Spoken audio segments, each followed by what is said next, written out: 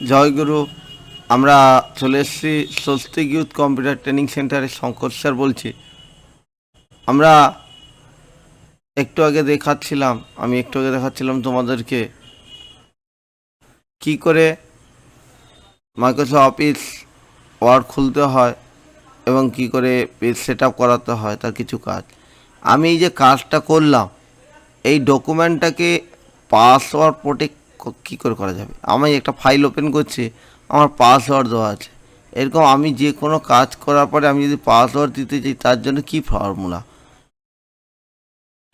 এখান থেকে আমি একটা আমার কাজ দেখাচ্ছি।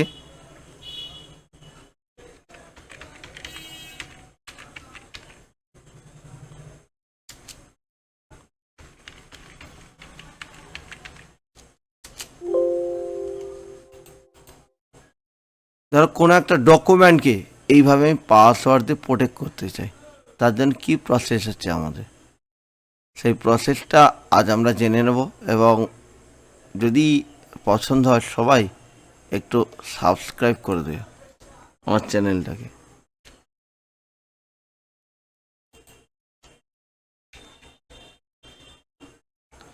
সেটা আমি একটা নতুন পেজ খুলে দেখাচ্ছি কি করে করা হয়।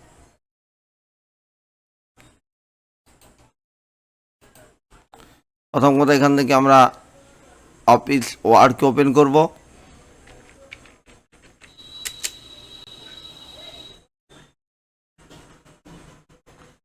ওয়ার্ডে কিছু একটা আমরা কাজ করব।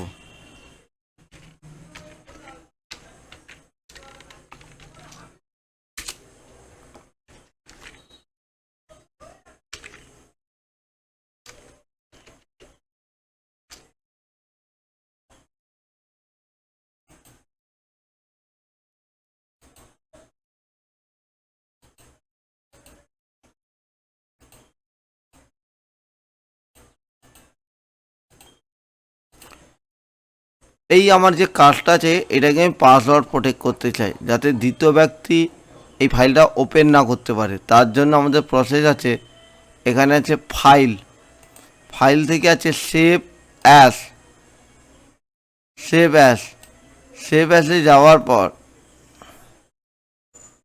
আমরা কোথায় সেভ অ্যাস করব, আমি আমার পিসির ধরো ডেস্কটপে রাখছি। এইখানে দেখবে সবার এই সেভ অপশান আছে, এর পাশে লেখা থাকে টুলস, টুলসে ক্লিক করলে লেখা থাকে general option.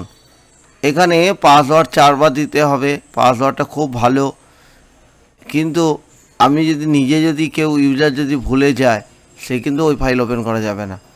Password to open আছে, ধরো আমি কিছু একটা লিখলাম, ধরো এসপিডি বলে, কেউ যখন পাসওয়ার্ড দেবে সে তো কেউ বলবে না, তা আমি এখন শেখার জন্য দিচ্ছি। পাসওয়ার্ড টু ওপেন লিখলাম এসপিডি।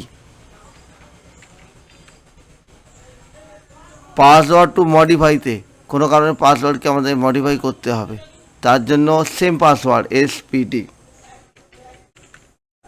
তারপর লেখা আছে ওকে, এখানে লেখা আছে re enter password to open, সেখানেও সেম পাসওয়ার্ড, যেহেতু এসপিডি দিয়েছে এখানেও এসপিডি।